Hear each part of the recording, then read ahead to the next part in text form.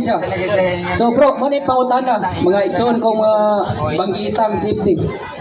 Ingon niya matod pa sa SDA, bawal kuno ipakaw ng baboy kay hugaw. Kaya pangutana, asa may makasala ang mikaon sa baboy o ang wala mikaon sa baboy nga usa ka sakop sa SDA pero namaligyang baboy. So asa may nakasalaanan lang duha? Ang mikaon ba sa baboy o ang wala mikaon sa baboy nga sakop sa SDA pero namaligya og baboy. So asa mo ginakasalaan nila? So asay nakasala ang mikaon sa baboy kung katong namaligya sa baboy nga SDA. Kung sa SDA nga pagtanaw mga igsoon, sala man gyud ang pagkaon sa baboy, mo may lang pagtuo. So samot po itong saldaan ang namaligya kung sa SDA nga pagtanaw. Kaya pagtuo sa SDA, bawal man ang pagkaon sa baboy. Sila may namaligya. Sila na may namaligya, samot na nga bawal. Di ba? Kay naghikap naman ka sa baboy yan. So, pero sa atong Katoliko, wag na sala ang pagkaon o pamaligya sa baboy.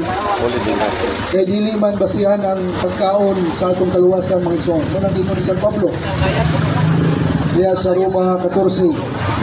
Nga ang gingarihan sa Dios dili sa pagkaon o bignon, kundi sa pagdahig sa Espiritu Santo. So muna nga, kung sa SDA, sala na siya, pero kanatong Katoliko, walay sala. Mura ka tubag bro, na ikadugang. Okay. Salamat sa namutana. Ya, salamat sa Brother Jerome sa imuhang tubag. Nasala ba daw ang pagkaon sa baboy? So ang atong tubag, hindi na magkaon ng baboy. Kaya bisan bakti na mo baos na oy, musokol na. So unsa gikaon sa Katoliko? Naman na unang Korinto 10:25, makahimo kamo pagkaon sa bisan unsang karni nga gibaligya dias na. Ayo na baboy kay bisag baktin mo sokol na. Ihawa sa. Pag maihaw na, di ba?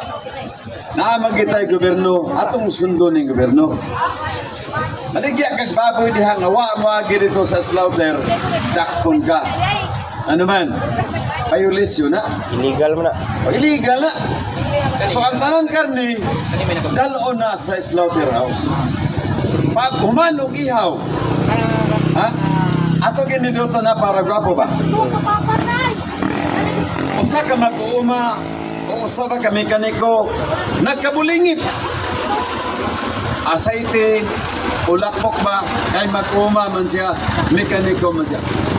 Karon pag human og laba, ibot na Clorox, gidawnihan pa. Nawa na ang asayti, nawa ng lapok. Limpyo hugaw. Limpyo. Limpyo. Karon anit sa baboy. Human gidugsak sa nag-ihaw. Gidugsak ang liyog. Gibubuag tubig init, gikiskisan. Hugaw limpyo. Limpyo. Limpyo. Pero why usa Katoliko ning kaon na? Wa gyud. Wala oy. Limpyo na gani. Limpyo na. Oh. Ang nag-ihaw ningon limpyo na. Bisan ikaw nga nagtanaw, limpyo na nga naman. Ang lapok, ang balhibo na wa na. Pero why Katoliko ning kaon na? Ang doktor sa mga karne ning tatak na kining karne nga makaon. Pero bisan doon na itatak nga makaon, why usang Katoliko ning kaon na? Wala oy. Pero ang doktor sa mga tao nang ingon, cook your food thoroughly. Lutuag ayo ang imong pagkaon. Kundi ka mo to ato nag-ihaw nga nag-ihaw limpyo na kay wa nay balhibo anay mga lapok. Way problema. Nga naman wa man to mag-eskwela. Pero kundi ka mo to sa duha ka doktor nga nag-ingon nga makaon na ni, lutua. May pagwa na ta mang eskwela. Ay, ta makita ron. Ha? Unsa na kasulat sa Biblia? Unang Korinto 10:25, makahimo ka mo pagkaon sa bisan unsang karni nga gibaligya sa merkado. Ay kaog baboy kay mosokol na ihawa sa human maihaw kana. Perdinita.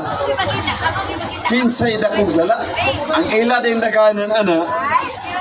Isaiah 66:17-18 pa ingon sa unahan. sunugon daw. Pero unsa may nakasulat, maing balita pa sa magdungan pagkasunog. Katong nagkaon og karning baboy o ang nagputli sa iyang kaugalon. Magdungan. Kisa may nagkaon baboy, Katoliko. Kisa may nagputli, sila. Unya ang samingon, magdungan. May pagmukaon na lang kagmo ng istorya, ha? Naba ni magdungan, ni Katoliko ra. Pero di man makapahugaw sa tao ang musulod, ang magawas na. So balik ko na to. Ang Katoliko wa mukaon ng baboy, ang gikaon sa Katoliko loto nga karning baboy. Balik ganin mo. So, follow up. Brad, balay ko kapaminaw. So, kanang napo ko'y dugang nga gamay kanang bitaw mo sila nga mukaw pa po sunugon. So, pangutan na, asa madapit sunugon? Diris yuta sa kalibutan o sa imperno? So, manay pangutanan ako sa mga sabadista. So, kung moingon sila imperno mga igsoon, pangutana, makatubag ba sila kinsay Kristiyanos nga na imperno? So nakasala sila nga naman. Ingon man Ginoo, ayaw paghukom aron dili ka mohukman.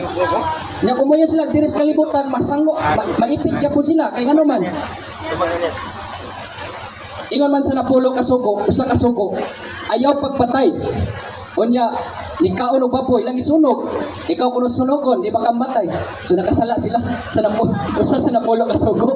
So di ay tinuod nga mukaw sa baboy sunogon. Muna yung lado nga botang eh. Ilan ang panang pasangil. So mo na to. So, ay bro, napay kuan.